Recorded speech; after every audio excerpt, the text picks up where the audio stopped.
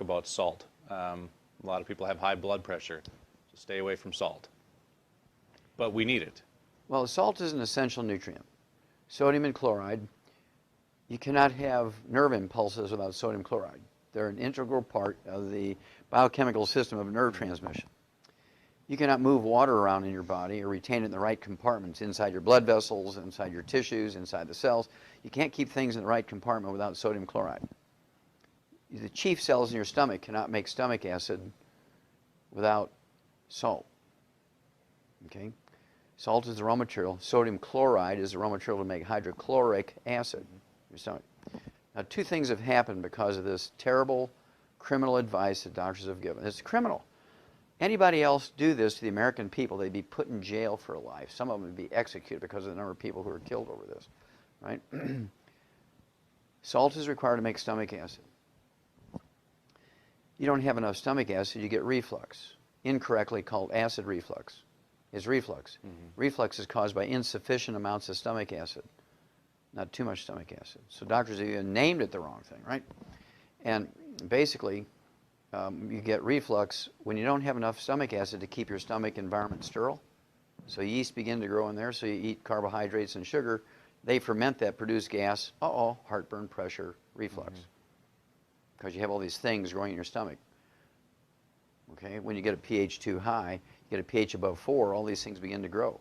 You have a pH under 1, your pepsin works to digest proteins, and you can absorb minerals, you can absorb B12. Your pH gets above 2, 2.5, you can't do that. Okay, so you're in trouble. I mean, you can take tons of iron supplementation, and if you don't have any stomach acid, you can't absorb iron. Now, here comes the most terrible thing that's happened to America because of this inappropriate advice.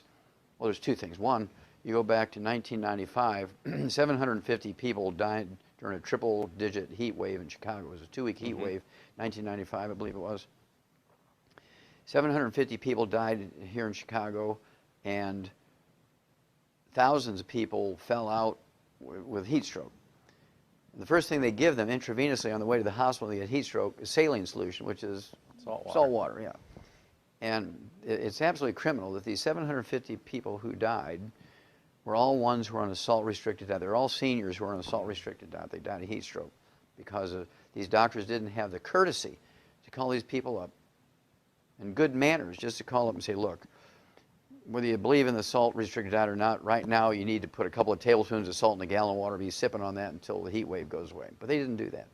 And so all those people who died of heat stroke who were under the care of doctors who were on a restricted salt diet, those doctors should be put in jail, okay, for almost like the same thing as vehicular homicide, the same type of thing as manslaughter, right, type of thing. Then here comes the big one. Right now, on the average, this is a Mayo Clinic study, came out in 2009.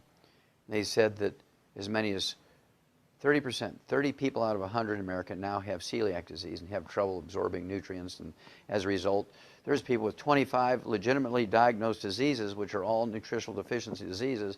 They're going to 18 different specialists for all this. And they're paying, tens of thousands of dollars a day to deal with this, and it's simply a gluten intolerance, and their intestines are damaged, they can't absorb nutrients. Well, when you can't digest wheat, barley, round, oat glutens, and you absorb these big chunks of what's called polypeptides, your body recognizes and sets up an intolerance to those partially digested proteins. You get gluten intolerance, you get celiac disease, irritable bowel syndrome, inflammatory bowel disease, diverticulitis, ulcerative colitis, Crohn's disease. The doctor's approach to these diseases are cut your intestines out. I can't understand how you have a malabsorption problem, they want to cut your intestines out. That's really dumb. But at any rate, because they have you on a salt-restricted diet, you cannot make stomach acid, so your pepsin won't work, and you cannot digest proteins, including the protein of wheat, barley, round, oats. Now, again, there's a big research project come out in 2009 that said, it used to be people got celiac disease when they were kids. And if you recognize it, you can save them from all these terrible diseases because you can get them off of gluten and they'd be fine. Well, now people who could eat gluten with impunity, they were really big on eating wheat, barley, round, oats, no problems. And suddenly now at age 50 or 60, they become gluten intolerant.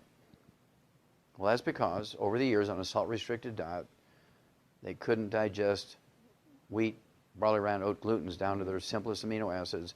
Big chunks called polypeptides are being absorbed. They set up an intolerance to it, and now at age 50, 60, we have 80 out of 100 people with gluten intolerance because of this criminal advice to restrict salt.